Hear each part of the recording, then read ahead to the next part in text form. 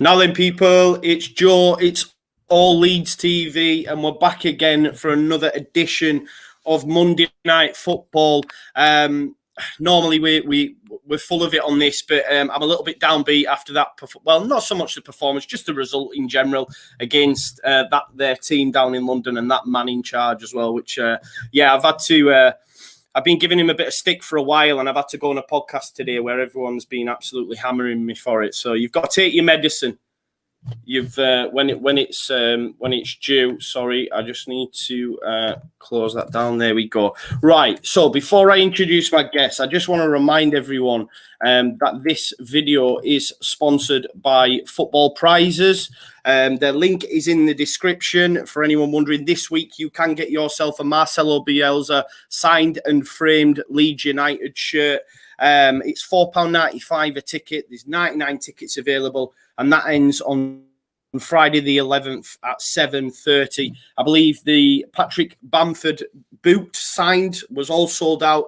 Jack Harrison's shirt was all sold out as well. So if the Bielsa signed shirt tickles your fancy, the link is in the description. Make sure you check it out. And let's introduce our guests. So first of all, we've got Lucy Chappell from the it's a mouthful, Right in the Gary Kelly's podcast. How are you doing, Lucy? All right? Yeah, I'm good, thank you. Good. Thank you so much for coming on. You know, other than Tash, this is our first female representation on All Leeds TV, so we're really grateful that you've come on. So thank you for that. No, thank you for having me. Cool. And we've got the fountain of knowledge, John. I'm going to tap into loads of his knowledge today and try to actually learn about the game of football tonight while I've got him on. But John, how are you doing from All Stats, aren't we, mate? Yeah, really good. I just about got over the weekend, I think. I know you already mentioned it. You set yourself up for a bit of a hammering if Leeds didn't win, and I can only feel for you, mate, because I think Lampard actually did a few things quite well at the weekend, which is, it pains me to say it, but that's how I feel. That's what I'm saying. I even used some of your rhetoric from the podcast about how, because I just nick my content from everywhere, really. But you'd mentioned how Liverpool were doing well, so Lampard said, right, let's just make us like Liverpool. And I was like, see, you didn't even have any ideas. And then all that happened. And egg on your face, but it is what it is. And Oscar, how are you doing, mate? Yeah, good, mate. I mean, look, the weekend was one of those things. We're straight back into it on Friday. Got 2 home games coming up. Nothing to go too downhearted about. You know, at the end of the day, we've faced a team at the weekend who are going to be title challengers. It's as simple as that. And you know what? First half, I thought maybe Chelsea shade of it, but it was even. I'm not getting that downhearted over one bad half of football. You know, I still believe in this team immensely. Yeah, no, I agree, mate. Like you say, the first half we were all right, but I think second half we were just second best throughout.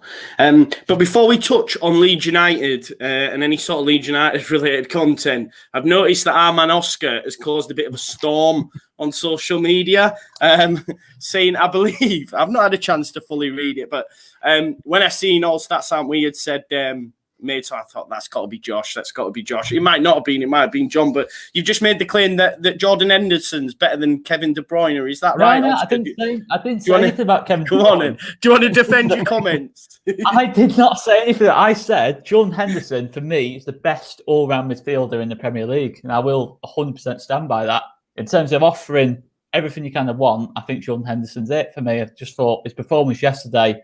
Yeah, obviously, I watched a couple of the games yesterday. I thought Henderson against Wolves was absolutely unbelievable, to be fair. And look, I massively rate Kevin De Bruyne, but it's what you prefer, is what you want as a midfielder. You know, do you want someone who's going to score goals, or do you want someone who's going to offer a little bit of everything? And for me, that's what Jordan Henderson does. But it's caused a storm because I've said Jordan Henderson's a good footballer. I mean, just the way it is sometimes. It's just the way it is. I've got to take it on the chin. You know, it's part and parcel of the game.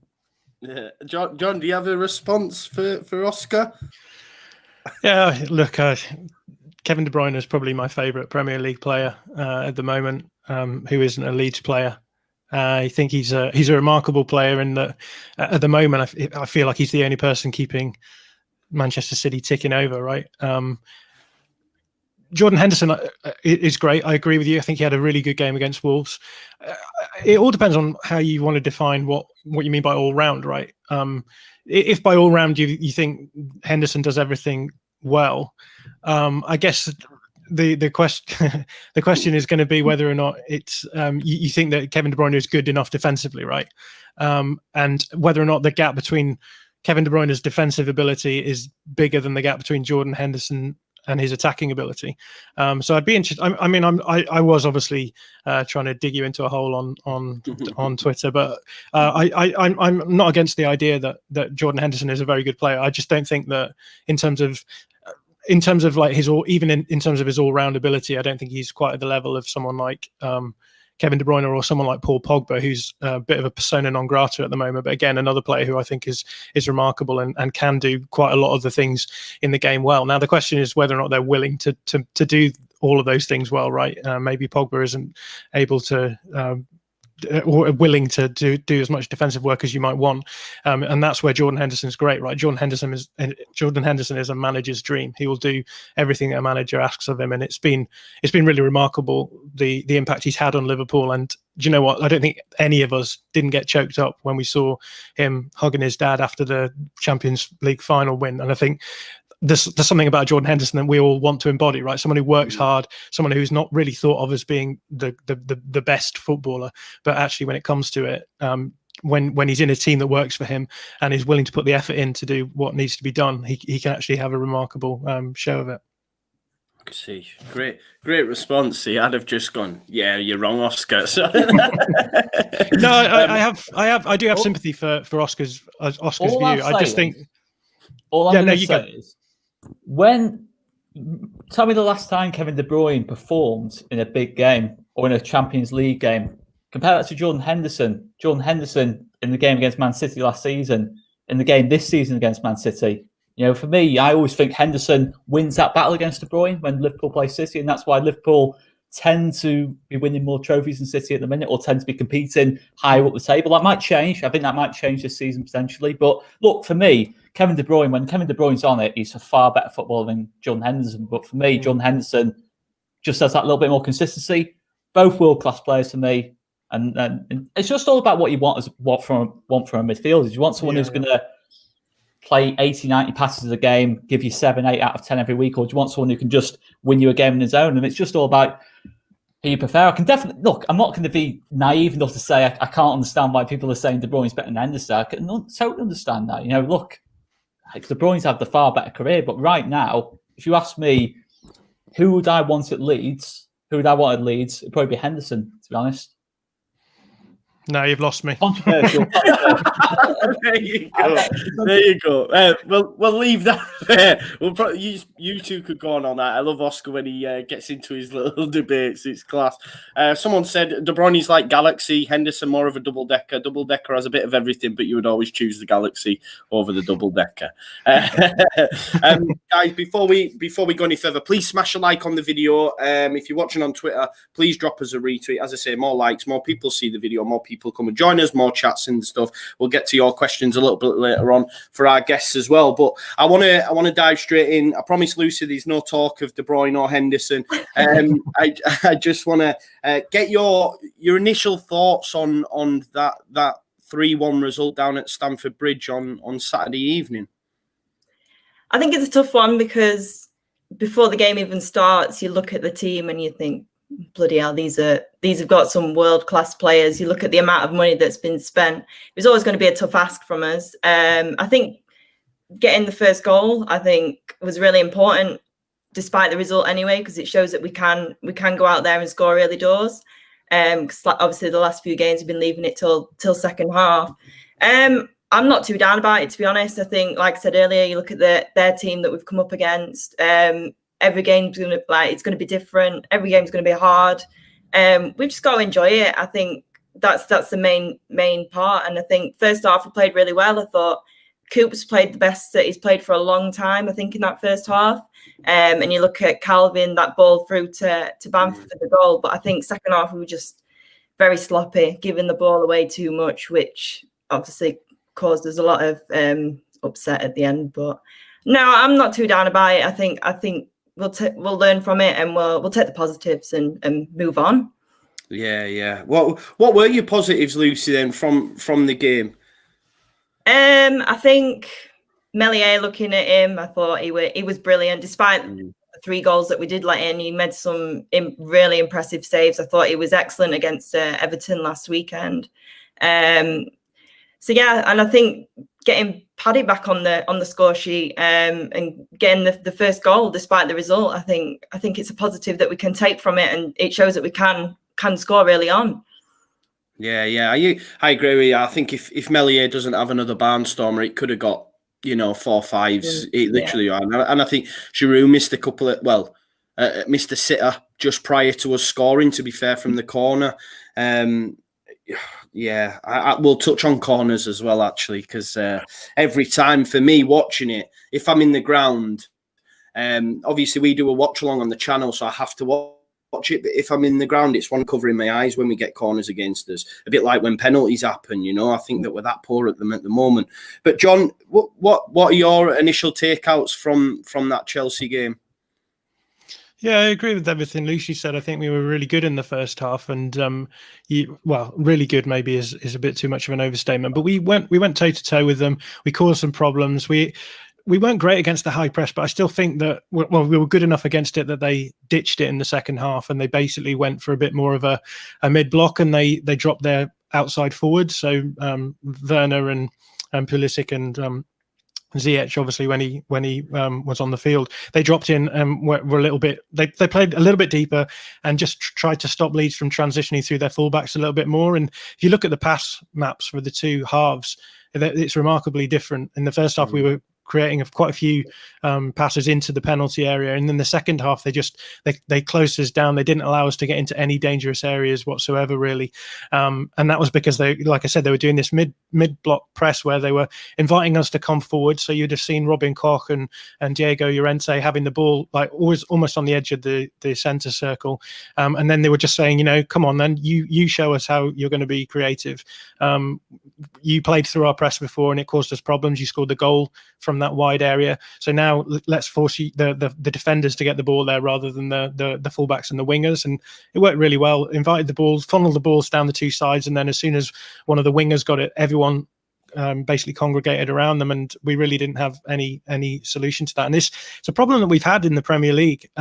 If we get pressed in wide areas in around the halfway line, it happened against Crystal Palace, and I know that Palace were pretty fortuitous in getting a lot of chances or scoring more probably than they deserved, but they really slowed our attacks down in the wide areas. And fair play to Frank Lampard. I like you said in the pre-match material that we put out, we said it does seem as though he's playing a little bit, trying to play like Jurgen Klopp, right? Trying to get his fullbacks really high, playing a 4-3-3, playing quite fluid up front, trying to get a front 3 that are going to move the ball around a lot. They tried that in the first half, it didn't work, and so he switched it up in the second half, and it caused us a lot of problems. Yeah. Just on, I just want to Tasha as well, John. I've not had a chance to listen to all of the pod yet. For anyone mentioning about my camera as well, it's because I'm at my mum's, and this is my mum's front room, and I know it doesn't look great in the lighting and that, but my apologies. But yeah, I've not had a chance to listen to it all. But what I wanted to ask you, what do you make to the switching of the wings? Because one of the key takeouts for me was I thought Rafinha was getting a lot of joy up against Chilwell. And then we switched it. Harrison got less joy, and Rafinha was not seen after that point for a period of the game. And I just think when Pavetta came on and they moved him to the left, he's trying to get around Reece James, who I thought played really well, and he's a man mountain. So if he's trying to, like, Reece James just stood there at one point, and young Pavetta's like, how am I getting around this guy? What's your thoughts on the whole purpose of that? Is it just to keep fullbacks guessing, or is the... Yeah, it's an interesting question. We obviously saw it happen last week as well, which was, I think, slightly different because against Everton, Harrison was playing a bit more central. He's almost playing like a second striker to press on their centre-backs because they had a back 3. So it made a little bit more sense then. But I think it's partly from the attacking point of view, like you said, that it gives something different for if you feel as though one of your wingers isn't getting joy against one of the other fullbacks. Then if you switch it up, then maybe something will happen. But I also think, and this is something that Darren Driver has put in my mind, and I think from All Stats on Me, and I think he's right about this, that there's also a defensive element to it as well. I think sometimes Bielsa feels as though Rafinha is not very defensively strong, and if he feels as though a fullback is getting passed too much, he'll switch Harrison around and get Harrison to do a little bit more of a defensive job on the opposite side. And it's something that was asked of us on our podcast this week, whether or not we thought that maybe Bielsa's being a little bit more defensive and a little bit more reactionary in the last few games. And I do think that there's certainly been some sort of reaction from him. I think especially because everyone was saying, Leeds have conceded the most goals out of anyone in the Premier League a few matches back, and we've obviously come in now with a few more clean sheets before Chelsea. So I suspect there's a defensive element in it as well. Yeah. Oscar, what do you take anything from what they've said? Anything you want to add just on the game in general? Yeah, I mean, 100%. Yeah, total agreement with both Lucy and John. Yeah, I think the other thing I'd say is about Stuart Dallas was playing centrally again, in midfielder. It just doesn't look right for me. Obviously, I know you got Click. I know whenever you're playing with Phillips and Click, you're always going to look like the lesser of the three kind of thing. And I suppose unless your name's Rodrigo, that's always going to be the case. And I just don't think Dallas suits that position, to be honest. I think Dallas should really just be playing fullback, right or left, probably left, unless Luke Ayling goes to the centre. And yeah, that's probably the only criticism from kind of like a lineup and tactical and setup point of view. I can see why Rafinha switched over to the other side, as John said. It's just to get Harrison on the other side covering Chilwell. But yeah, we never found an answer to Reece James, to be honest, both defensively and going forward. We never caused him any problems. We never really forced Reece James back at all. I can't remember one situation where Reece James had to backpedal, but every single time Reece James pushed forward, we could not stop his delivery into the box. He always found that little bit of space, and we just couldn't solve that. And let's be honest, these are top quality players we're talking about. Reece James, for me, obviously, he's not Trent Alexander-Arnold, but he's near that kind of level for me. Arguably more kind of like of an all-round kind of player than Trent Alexander-Arnold. So, these are top quality players. So I think quality was probably the biggest factor of it all. I just think, obviously, Lampard, you've got to give him a bit of credit. I think obviously he's learned from those derby games. When we absolutely battered him over 3.5 out of the 4 games, and absolutely did batter him really. And yeah, he just adapted to it. And I think what impressed me about Chelsea, and especially Kante was unbelievable for me on Saturday, especially second half, because he had 2 or 3. We had Click, Dallas, and then Click, Rodrigo, both trying to press Kante, stop Kante starting attacks, but he just simply dribbled through it. He just walked through it, and it wasn't a case of Click and Rodrigo were doing anything wrong, or Click and Dallas were doing anything wrong. It was just the quality, and that's the thing. And obviously Mount, I thought, was someone who's probably not got enough praise for his performance, because his delivery on those set pieces was unbelievable, really, in terms of every single one was on the money. Every single one really led to a chance. And I know we can criticise our defending on them, but I think that the delivery was the big factor. Every single one was a quality delivery that's tough to do anything about. And I just think Chelsea, the only thing that surprised me was that Havertz played instead of Kovacic, but obviously Havertz came off early. I think me and you said in the watch along, I didn't think he was great. Expected that to happen, because he was the one that kind of stood out as being particularly poor for Chelsea. I think everyone else was kind of like an 8 or 9 out of 10, and he was kind of like a 5, really. He just didn't really do anything. And I think as soon as they took Havertz off, and I think it was Kovacic who brought on, and it was kind of curtains at that point. He was probably the weak link in that Chelsea team, but then Chelsea just solidified that midfield. And it is a bit like a Liverpool midfield, really. There's not a lot of creativity in that midfield three. They just kind of provide that platform for the front three just to win the game. And I've got to say, Timo Werner's finishing was unbelievably bad on the day. I mean, that one he missed from 2 yards out, I don't know how he's missed it. To be honest, the fact he's took Giroud's goal off him and then missed it himself is quite incredible. But yeah, I think obviously Werner's finishing was poor, but we struggled to cope with Werner's pace, in behind. And that, I think Alioski had a tough second half, really. Werner went onto that right-hand side, and it was a really tough second half for Alioski, I thought. But, at the end of the day, I think if you play Dallas to left back, start using Alioski from the bench more, I think we're in good. I still think we're in a good place to beat West Ham and Newcastle, if I'm being honest. If I could just jump in, I think I've been quite critical of Frank Lampard's tactics in the past. We all have, but I think this sort of game is really suited for someone like Lampard who wants to play a certain way on the ball. That is that, you know, he's really good at pressing. I think he sets his team up to press quite well. But when it comes to attacking stuff, he doesn't really have any kind of attacking structure. He likes everything to be a little bit fluid. He kind of wants his players to sort of run around and create stuff without really giving us. We know as fans of Bielsa that Bielsa spends a huge amount of time like drilling routes and interchanges and rotations into our team. Lampard's kind of the opposite of that, but it works really well against the team like ours, which is based on this notion of man marking. When you've got player for player better individuals who can dribble around anyone in the league, it's very, very easy for you to just play quite direct, move the ball around quite quickly, do that dribbling that we talked about, and then suddenly the whole man marking system sort of falls to pieces a little bit. So as soon as Kante gets around Mateusz Klich, then someone has to cover him, and then that player is leaving behind another player who has to be covered by someone else. And our forward pressing was really poor, I thought, in the game. Something that Bielsa talked about in the post-match presser as well.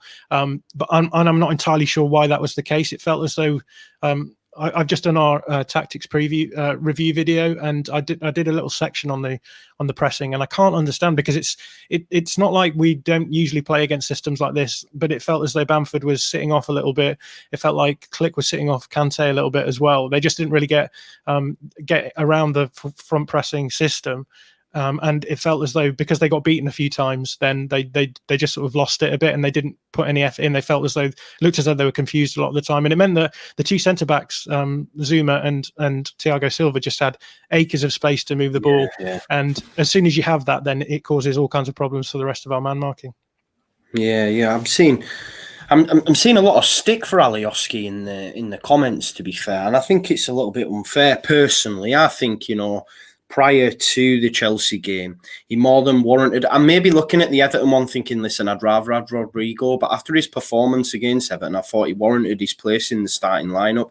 I think it's a little bit unfair. I think we're guilty as a fan base to easily pick on certain individuals. Like, I was very, very surprised at half-time to see that people were giving Cooper stick, because for me, that first half was arguably one of his best performances this season.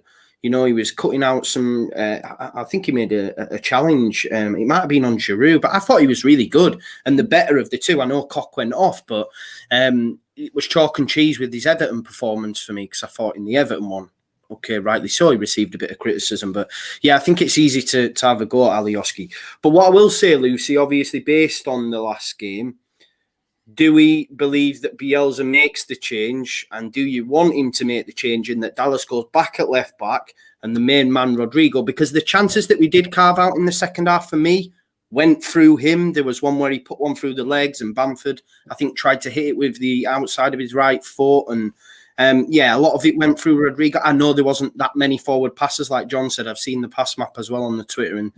And but for you, Lucy, is that change, you know, is it a must? Should we bring Rodrigo in for West Ham? It's a tough one. Like, I love Alioski to bits, and I thought he played brilliantly against Everton last week. But then you look at this week, and it was sort of total opposites. But I think since he's come back from international duty, obviously got himself through to the Euros, he looks like he's got a bit more confidence in him. On the weekend, I would have loved to have seen Rodrigo come on a bit earlier. I think he could have got himself a goal. I think he could have changed the game. But I don't know. I don't know whether I think Bielsa might stick with who he's playing at the minute, and hopefully it'd end up bringing Rodrigo on second half, depending on the first. I don't know. It's a tough one, I think. Yeah. Yeah. Just with your personal opinion, though, would you want to see Rodrigo start? Yes, I think I would. Yeah. I think he's creative. We've seen that he does make a difference in games, and I think it's at that time now where he can be starting games, and hopefully we can bag a few goals before half time and sit a bit more comfortable. But obviously, every Premier League game is going to be difficult. But yeah, I'd love to see Rodrigo start next weekend. Yeah, I think I agree. And John, just on Rodrigo, I remember listening to All Stats, aren't we, before, and I think before the season started, I can't remember where it was, and you were mentioning a specialised left back. And as I'm listening, I'm going, because it can be quite polarising, but I think it's really good for a difference of opinion, you know. And I remember listening, thinking, they don't know what they're talking about. We don't need a specialised left back. Dallas is the man. I love Stewie D, you know, just because I really, really like him. But I think the more and more that we get into the Premier League and we come up against top opposition, I think it really is maybe a place that we need to focus on. Would you agree, mate, in the window? Yeah, I mean, whether or not we'll do it this window, I don't know, but I think certainly next summer we'll be looking for a proper left back. And I think the frustration for me is that, you know, you've got players like Anthony Robinson, who ends up going to Fulham for next to nothing, like a couple of million, I think, who had essentially signed for AC Milan, but it fell through because of a second medical that he had. We all know that Wigan went through that fire sale in the summer, but it's players like that. I just kind of think, you know, bring them in. Like it's worth having someone like that on your books anyway for that amount of money. But yeah, look, we identified that, you know, because we build up so much through the fullback areas, we knew that the pressure was going to be much harder in the Premier League from opposition presses, and I guess we've seen Dallas struggle, I think, in build-up play. We've seen Alioski struggle in build-up play as well. And we also know that Leeds like to overload on the right, which means that the left is left a little bit open as well. So unless you've got someone who's going to be absolutely perfect for in all of their defensive actions, you're going to end up with a lot of goals coming down that side. We saw it at the weekend, right? Goals coming down our left back area as well. So yeah, we've always advocated bringing in someone else in that position, and I think we've got to sort that out in the summer. I'm sure we will, but at the moment it is causing us problems probably. Yeah, and I agree with you in that. I personally, from a Leeds United standpoint, don't think we'll do anything in January. But there you go, and we'll have to wait and see. But just on Rodrigo as well, John, for you, does he have to start the next game? Do you see Bielsa changing it up? Yeah, I mean, obviously it's always tactics dependent. I think we'll see Rodrigo in the game against West Ham because they play 3-4-3, which means we'll probably go with a strike duo, or at least someone who's playing in the attacking 8 and pressing a little bit higher. I'm not sure what we did against Everton worked particularly well. With having sort of Harrison as a second striker almost, and then Alioski and Dallas sort of switching in between to mark variously James Rodriguez and then pushing it on the wing back. But yeah, look, Rodrigo is, and we talked about him a lot on our channel, because so much of this comes, same with Kevin De Bruyne, right? So much of this comes down to creativity. And what you notice, I think, in the Premier League is that the teams that do best are the teams that have those players who are able to generate something out of nothing. And I think Rodrigo is probably the player that we have who is best at that. Even when he came on against Chelsea, we saw little things that he did where, even though we'd been playing quite poorly in the second half, he's just fashioned a few chances in the box.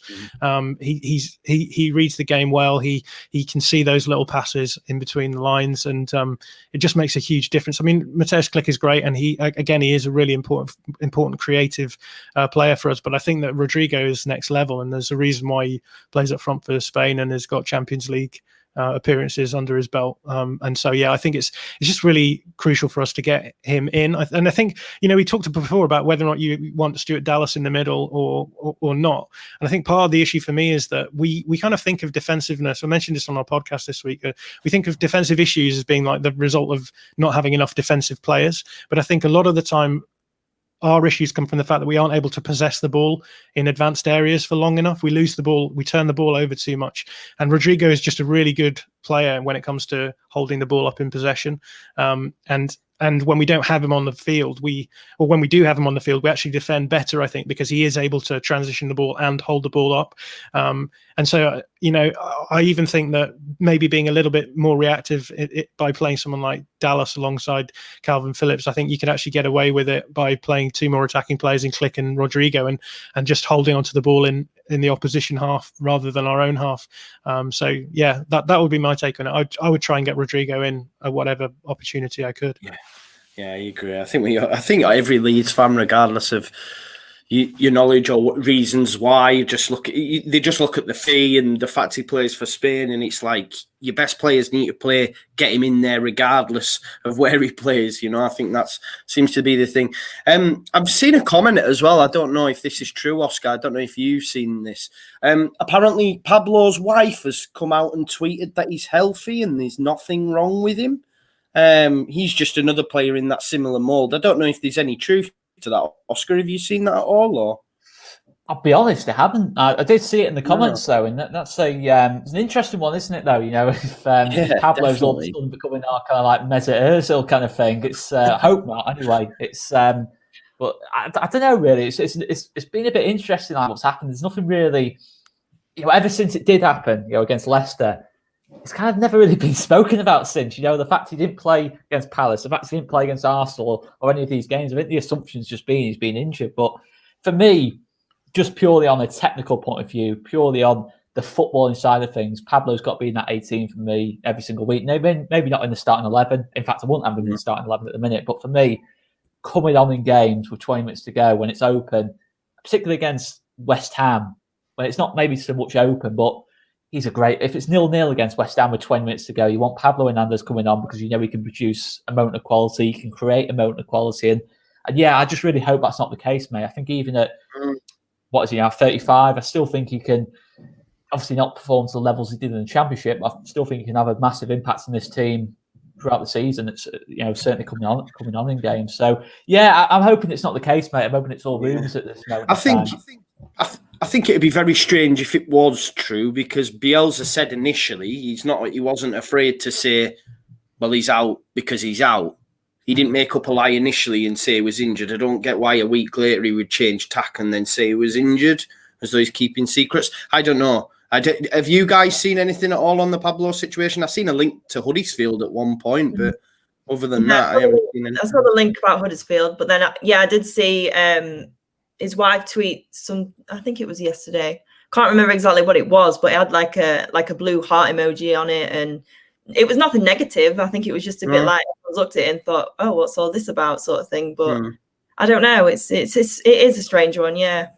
It'd be very, very worrying for me, and it wouldn't sit right with me if it was to end that way anyway. I don't know what you think, John. Like if Pablo just like disappeared in January at Huddersfield and nothing was made of it, it'd be a little bit of a rubbish end, wouldn't it?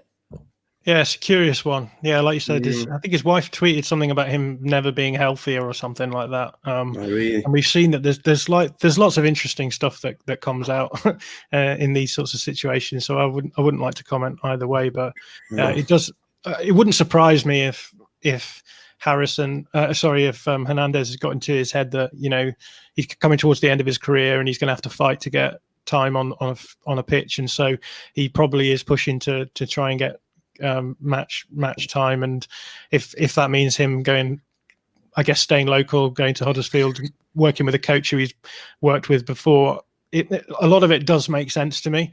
I don't want it to be true either, but I can see there being some level of plausibility behind it. Oh God, yeah. Well, see, we've just put up the mural as well, haven't we, in Leeds? I passed it actually on the train. It'd be, get some Huddersfield fans painting it blue and white stripes. Another thing I wanted to discuss about the weekend was finally we got to see Diego Llorente coming on. I felt it was a bit strange. Obviously, there was a lot in the lead up about Koch being injured, and he wasn't spotted in training, and then he didn't play all that long, if we're being honest. So there must have been an issue there. But yeah, just what did you make, Lucy, to Llorente's debut? I know he made a few hospital passes, and at one point I remember commenting actually on the stream saying we do the watch along, and I said you can tell he's not been around along, because I think one of his first things he did was just hoof it long. I was like, yeah, you can tell he's not been in the Bielsa system that long, but it changed and he grew into the game. But what did you make to his debut? Yeah, I think it was a positive one. Like you said, he grew into the game. It's very early days. I didn't expect him to see him at all, to be honest. Obviously, we had to make that change early on. He's a Spanish international at the end of the day. He's going to give him time. He's been out injured a while. He's got to get used to his surroundings, got to get used to to the new routine and everything. But there's not a lot that we can say about it just from one game. But I think the signs are there. I think the positive. I think he played well despite Chelsea fans making a bit of some strange noises in the crowd. I don't know what all that was about. But yeah, I think you can only take positives away from it. I think he's a good addition to the team. Yeah. Yeah, it was mad because obviously when me and Oscar do the watch along, for copyright reasons, we can't have the volume on the TV. So when I came off and I seen these like Ric Flair posts and that, I was like, what's been going on? But there's really no reason for them ever doing it. But yeah, Oscar, Lucy makes a great point. Obviously, Spanish international. Let's not forget he pocketed Ronaldo as well during the international bit previously. What did you make to his debut, mate?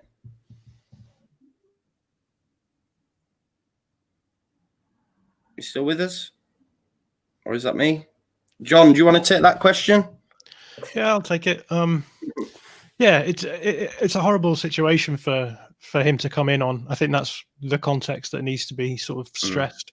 I think it was very clear from what happened to Koch that he was starting probably a little bit injured because he basically got the first sort of contact he had, he went down with that knock, and it felt to me anyway like Llorente must have known he was likely to come on at some point. Like you said, I think he's a good defender. I think he defended well. I think he's probably going to take a little bit of time getting used to the Leeds system because it's obviously quite a proactive one rather than a zonal one that he will have probably played for most of the rest of his career. I just worried a little bit about both his build-up ability and then his passing out from the back when Chelsea gave us quite a bit of space. I didn't think he really offered enough either way. I've been someone who's been a little bit critical of Robin Koch in the past, and I think it was really noticeable when Koch went off that we just didn't have that outlet.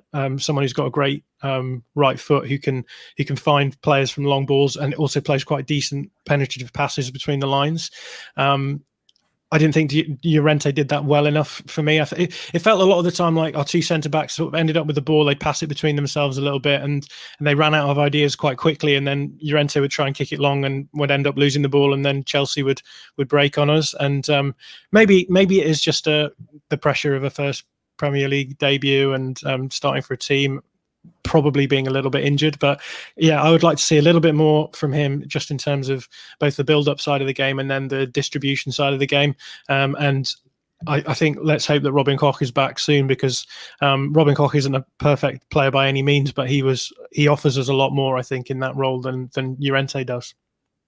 Yeah, like on reflection, I look at the fee paid and the fact of where he'll play, and I just think like it's quite a lot of outlay for someone who's going to be competing with Koch or Cooper if he does just right foot at left centre back. But it just seemed a lot of outlay, especially when we had the Gvardiol deal. And I know it didn't go through for whatever reason, but he had youth on his side. Llorente's in the twilight of his career in a sense, do you know what I mean? And it just seemed quite a big outlay. But Oscar, what did you make to Llorente, mate? Were you impressed?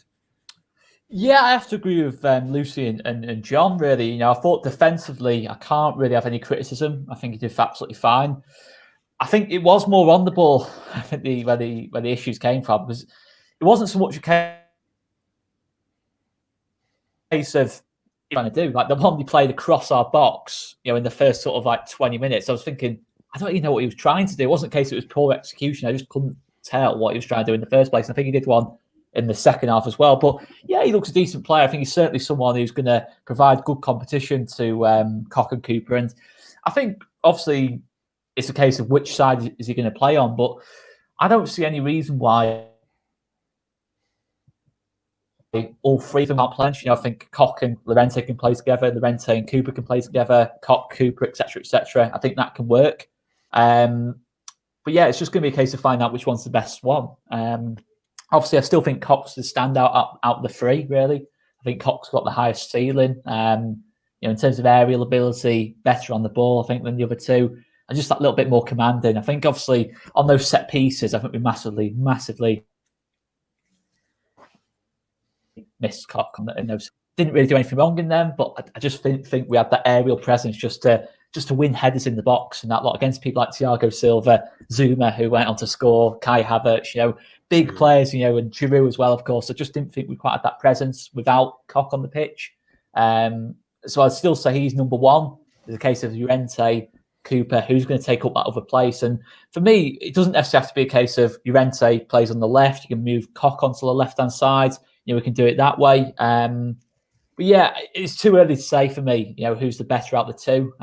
Still want to see, I think Newcastle, West Ham's probably a better indicator. I think obviously Chelsea, it's never going to be an easy game. You're coming up against Olivier Giroud, who's won World Cups. And he's been in the Premier League a long, long time, and one of the best strikers in that time, in the time he's been in the Premier League. So it was always a tough battle. And then Tammy Abraham comes on, fresh legs, 20 minutes to go. It's less than ideal. It's not an easy game at all, for either centre-back. And I can't have really, obviously when you can see 3 goals and you say, I can't have any criticism of the centre-backs, it sounds ridiculous, but I can't really, to be honest, I can't really think of anything specifically defensively that they did wrong. I just thought there's a slight level out the back. And yeah, I think a couple of games, let's give Llorente a couple of games. I've seen him play a couple of times. I remember last season, I've seen him play against against Griezmann in the new camp and that lot. And, he was outstanding in that game, He was outstanding. He didn't give Griezmann a second in that lot. And I think defensively, in terms of man-to-man marking, I think he suits it well. I'd agree with John that he's probably not as clear as used to as pushing out as far, as pushing to the halfway line. I don't think he'll be as used to that. Obviously, see Robin Koch absolutely loves doing that, in terms of following the striker all the way into, his half of the pitch. But I think it's just about the case of just getting used to it. I think obviously the lack of pre-season is going to probably hurt Llorente a bit. But, that's it. I've missed the end there, mate. You cut out slightly, but all good points, I'm sure, as per, mate. But just before we talk about Marriot, I just want to just get your guys' thoughts on the set pieces. I know Oscar touched on earlier and said it wasn't so much defensively, it was more the delivery, which is a good point because I thought Mount was great on set pieces and they were always in dangerous areas. We know Giroud can head the ball, and I think Zuma's got like 6 goals from set pieces this season so far. He's so good in the air. But I just think any time we go up against the set piece, we look like we are going to concede nearly every single time. I even think taking them were pretty poor as well. I know there was the worked one from Rafinha, which looked like it had been worked on where he had the initial shot. I think Silva blocks it and he comes out and skies it in a sense. But Lucy, do you see corners as being a real issue? I think they've always been an issue under Bielsa. And do you think that's maybe a reluctance to work on them maybe in training? Because I can't see Bielsa saying, right, let's all get set up for some set pieces and bang balls into the box. I might be wrong, but what's your opinion on that, Luce? Yeah, they're not great. I think all of us can say that. They are probably one of our downsides of our game. I don't know. It's a tough one. There's not a lot that you can say, but when we do come to obviously defending corners and set pieces, I do get worried. And same again on the other side, when we come to take the free kicks in the corners, I'm a bit like, oh gosh, what's going to happen here? But yeah, I do see it as a bit of an issue because you see a lot of teams do obviously score from these corners and set pieces, and we're struggling to sort of do that at the minute. So I don't know. It's a tough one. Yeah, I agree, because I think the frustrating thing for me when it was 2-1 as well was the fact that it came from a set piece. I know they went on to score a third, but it's frustrating. I don't know what it is, but it's just frustrating when they come from set pieces. John, give me some great insight into what's going on with the set pieces, please. Yeah, no, it is tough. So so far this season, Leeds United, when they've been defending corners, 50% of those corners find the head of an opponent, which is a really high percentage. To put it in context, I think Crystal Palace are around 23% and Everton around 13%. So Leeds are way out there in terms of if an opposition will take a corner against us, it's just as likely to find an opponent's head as it is to find a Leeds head. In the game against Chelsea, they had 8 corners. 7 of those corners found a Chelsea player's head. There was only one corner where a player headed the ball out that was a Leeds player, which is wild. It's absolutely wild. I think that was Bamford as well, right? Yeah, I it think was Bamford on the front post. Yeah, so, that's right. Yeah. So you're relying on your centre forward to be the most commanding player in the air in a corner situation. Which, yeah, whatever. Why it's the case, I don't know. I'm convinced Bielsa cares about it. I know I have a friend who's a coach in the US who was lucky enough to spend. I think it was maybe maybe it was 18-19 season. He went to a training session at Thorpe Arch, and Leeds were already having these corner problems. And he said to me that Bielsa personally took the set piece training because he was so worried about the situation. So he definitely cares about it. But I mean, what we've said a lot on our channel is that Marcelo Bielsa makes a stylistic decision, and that is to play football which is based around the notion of exploiting space, being good movers of the ball, causing problems for the opposition through having a lot of players who are good at moving, essentially. Obviously, the more tall players you have in your team, the less likely you are to do that. So I do think part of it does come down to that. We do make a stylistic decision, which is we will score more goals by being decent in open play than we will from set piece play. But at this point in time, it's remarkable how poor we are, and it's not even as though I think the defensive players that we brought in have been that good. I mean, Robin Koch got done by Giroud in the second minute from a corner. We've seen him get done from set pieces all season, and this is a guy who's 6'3", 4". He's not short. Someone who we've been told was a good aerial player. So it clearly comes down to the man marking to a certain extent. It's one of those things where I'm sure they must have tried zonal marking in training, and they've probably just come to the opinion that it doesn't, the outlay isn't really worth it. It probably doesn't make much of a difference. I don't know, but it is a truly puzzling situation. Maybe, I mean, one of the issues is that all it takes to sort of get free headers against Leeds is to just put a smart blocker in on one of the routes that your team are running for set pieces, and they just block the defending player in the. I mean, Giroud had a free header on one occasion at least in the game. That was with Diego Llorente marking him. Actually, Diego Llorente got caught out a couple of times, I thought, in terms of man marking as well. So, yeah, it's one of those things where it's kind of worrying because there doesn't seem to be any solution short of changing the whole system up. And I don't know whether or not at this point in his career, Marcelo Bielsa is going to say, well, let's go to a hybrid zonal marking system with a couple of runners like most of the Premier League sides use. I mean, we do use zonal marking technically, right? We have Pat Bamford stands on the front post and tries to clean anything up. The question is, can you introduce more players like that? Do you have maybe your 2 centre-backs just on the edge of the 6-yard box and defending the space immediately in front of them? I don't know what the solution is. I'm not a set piece specialist really, but clearly something needs to change. Yeah, massively, because I even look at the Palace game where Koch and Cooper get done. I forget who it was who scores, but he's basically in the centre of them.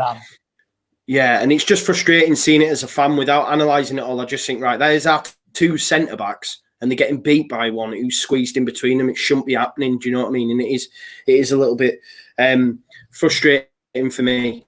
Luis Vivar, I'm going to bring up his comment as well because I swear he's just been bashing Alioski all night and I think it's really unfair. But he says, I'm going to ask you guys, you don't need to be smart to realise that Alioski is our problem. I don't think that's the case. But he says, simple question, with Barry Douglas in this side, do Chelsea win the game?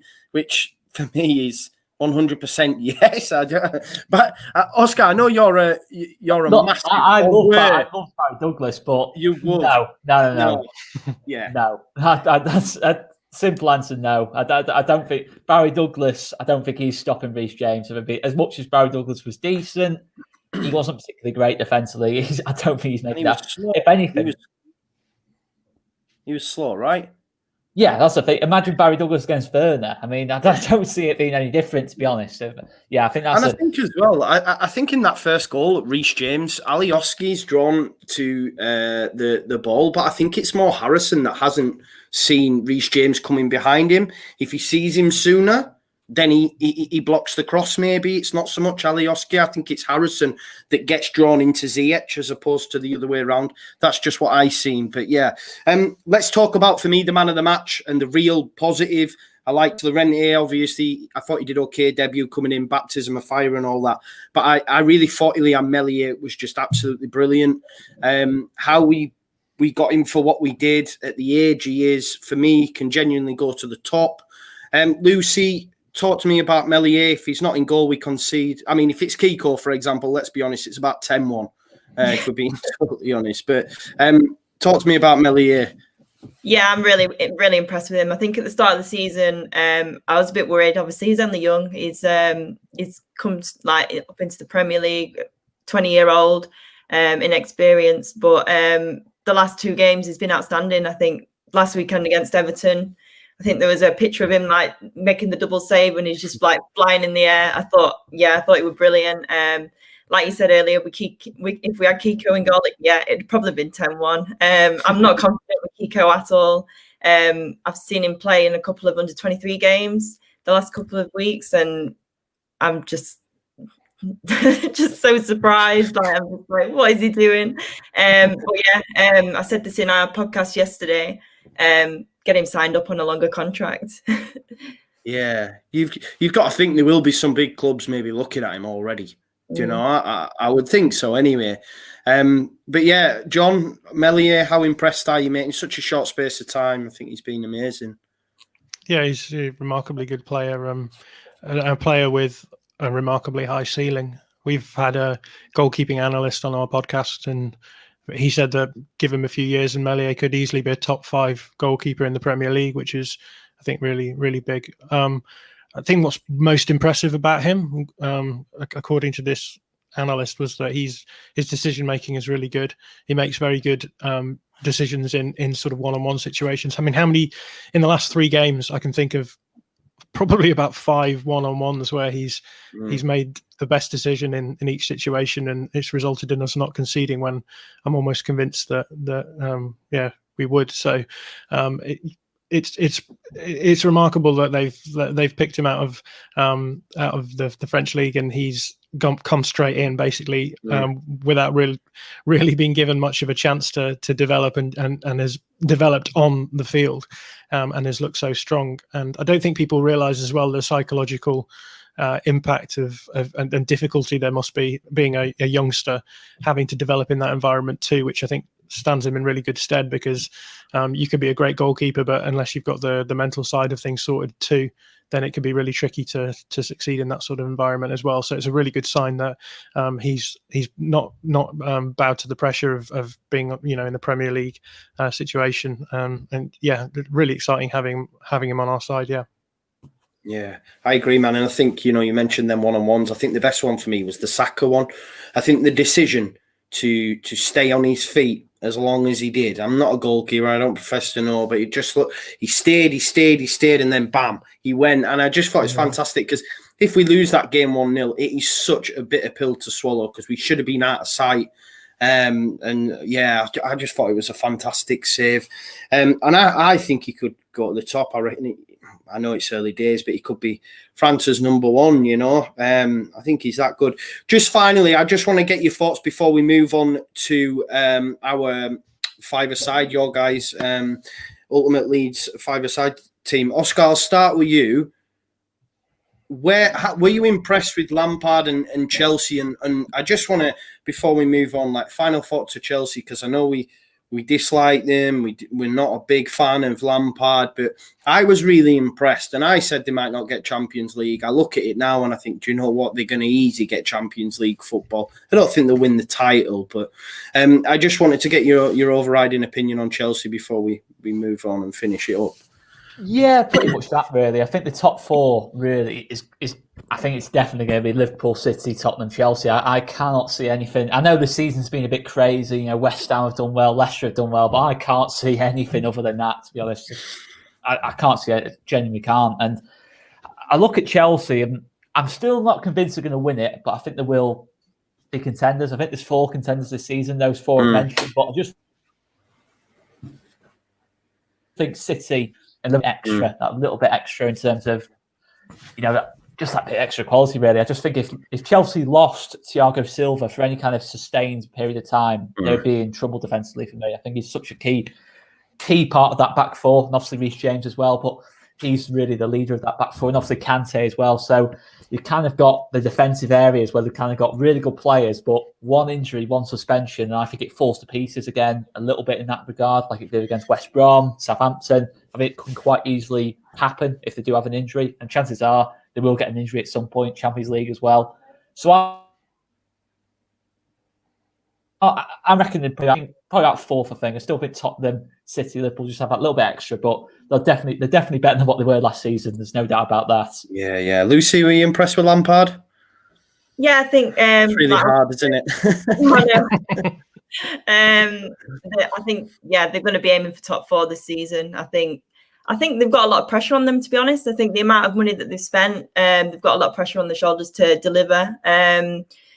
But yeah, he's doing what he's doing. He's up there at the minute, so I guess we just have to wait and see how the season pans out for him, really. Yeah, I think it was the Square Ball lads who said the best thing we can take being a Leeds United fan is the fact that Frank Lampard's going bald, and I thought it was brilliant. I was like, yeah, you're probably right. But John, obviously, I know you were pretty unforgiving of Lampard prior to the match. But what do you make of Chelsea, and where will Lampard? Because I was saying he'll be gone. I was going to start season, he'll be gone, man. They'll get nowhere near Champions League. He'll be done. He's no good. But it looks like it's going to be a decent season for them. Yeah, I think so. They're putting up the best underlying numbers at the moment in the Premier League. They've got an absolutely stacked squad. One of the things that just made me want to weep on Saturday was, they bring off Kai Havertz, one of the generational talents from German football, and they bring on Kovacic, who's a brilliant player, and they can bring off Hakim Ziyech and bring on Christian Pulisic, who's probably if not the greatest US player of all time, probably will be at some point. Everything sort of is suited for them. The league's in a funny old place at the moment. Liverpool and City are obviously dropping off a little bit for various reasons, so it's going to be really, really open. Look, I think Lampard's. I think credit where credit's due. I think he's always been big on his pressing. I think his pressing is pretty good. He's got his team coached quite well. I think he's a bit devoid of ideas going forward. I don't think, and I think, against teams like Spurs, they're going to struggle because they don't have any structure to their attacking play. But against a team like Leeds, they're always going to do quite well because, the lack of structure sort of works for them, and it breaks Leeds down quite well. So it will depend, I think, weirdly, in how they fare against teams that do have a fairly solid defensive structure. Yes, if they're going to keep playing the way they did in the first half, they're going to come up against teams who are going to absolutely punish them in wide areas on counter attacks. But I do think they'll definitely be top four, and they'll be in with a chance of challenging for the title if City and Liverpool don't get things in gear before the end of the season. So it's going to be really, really interesting. I actually think that of those four teams that you mentioned, Oscar, Spurs are the most likely to drop out. I think they're hugely overperforming their numbers. They've been quite lucky, I think, in some of their results so far. And so I expect those to be the team that will drop down. But it really pains me to say it, but I do think that Chelsea are going to be up there at the end of the season. Yeah, no, I agree. I thought Oscar was that fuming with what you said there. He decided to just end it there.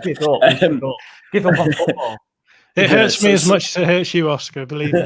Honestly, I think I might have to just give up on football and just turn completely to golf and cricket after that. I think it's over if Lampard wins the league. I still hang on to the thought that he's still not beat anyone above 13th. So as long as that stat continues, then I'm a happy man. Until he beats someone above that, then we'll change it. Someone said I knew Rob L would be here. Rob L's a Chelsea fan that basically followed me onto every stream I've done for the last 2 weeks, just griefing me about Chelsea and Lampard. And ultimately, he had the last laugh. But yeah, fair play. But I'm going to hand over to Oscar now. We've got a couple of minutes left, so you can do your 1 to 5. So as always, guys, the old 1 to 5. Let's go with Lucy's team first of all. Let's go to Lucy's team first of all. So let's have a look here. Talk us through the board, Lucy. Right. It's quite a recent squad.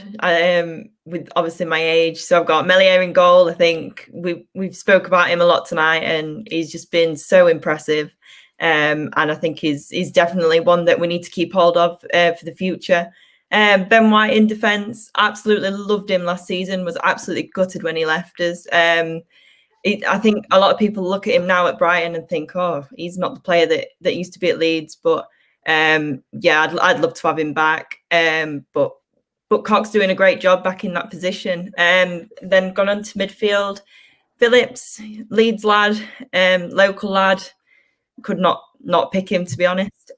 Click, absolute animal in midfield, just runs the pitch. So I had to pick him. And then up front, I've gone for Roof. Again, absolutely gutted when he left us. Highlight of probably one of the best games that I've been to at Ellen Road and experienced was Boxing Day 2018. We're losing 2-1, 90 minutes in, and Roof goes and gets goals in the 91st and 94th minute to make it 3-2. That was probably one of my absolute favourite games. The atmosphere was just incredible. So yeah, that's my 1 to 5. Great 1 to 5. Great 1 to 5, Lucy. I remember that game as well. Do you know what my key take point from that one though wasn't the goals? It was more the horrendous goalkeeping from Bailey Peacock Farrell against, I think it was Charlie Mulgrew. How he scored that free kick, I was like, my God. But yeah, great game. Great team as well. We do run a poll afterwards on Twitter, so it'll be interesting to see who comes out the winner, because normally we've had guests on in similar age range. We've got different age range, so it'll be interesting to see. But yeah, John's team up next, Oscar. I think that's the first time we've had Roof. I think obviously White, Phillips and Click have been very, very popular choices, haven't they? I think over the first couple of weeks we've done this. But yeah, I think that's the first time we've had Roof. Yeah, we normally get from younger generation Chris Wood. Yeah, I think we normally get Chris Wood, or we get thank goodness you didn't go for Chris Wood. Yeah, Jermaine Beckford. Yeah. Let's go on to John's team. Talk us through, I mean, there's a lot. I think it's every single player's from a different era, but I like it. I like it for that reason. Talk us through it, mate. Yeah, I mean, this team probably would lose to Lucy's team, so I probably deserve to lose anyway. But we ran a podcast this week where we took the strongest 4 managerial eras in Leeds history, and we had to build a squad of 12 players from the Revie, Wilkinson, O'Leary, and Bielsa era. So as a sort of homage to that, I've tried to do the same thing. So I've got 1 player from each of those eras, and then 1 player from the dark ages before Bielsa returned. So I went with Marriot in goal. Again, I think he's probably our best fives player. I think if you stuck Marriot in a 5-a-side net, he's never conceding ever. I can't ever see that happening. Ferdinand, I think, is the best player from the O'Leary era. An absolutely remarkable goalkeeper, defender, and someone who his career was really interesting insofar as he sort of straddles 2 periods of sort of like proper old school hard defending era, and then the era where he was expected to be a ball playing centre back. He was a remarkable player, and I think probably one of the best defenders Leeds have ever had. I then went from the Wilkinson era, I went with Gordon Strachan, because I think he'd be a fabulous fives player.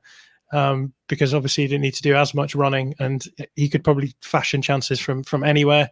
Lewis Cook was the only thing that kept me going for a long time during the really miserable periods of Leeds United. So I think he'd be a pretty handy fives player too. And then my absolute all-time Leeds United favourite, Tony Yeboah, who was playing. I was 10 years old when he was there, and just absolutely got me so hooked on Leeds United, and I have so much love for the guy. And again, what an amazing fives player he would be. Pick it up at the corner flag, and he'd probably just score from there.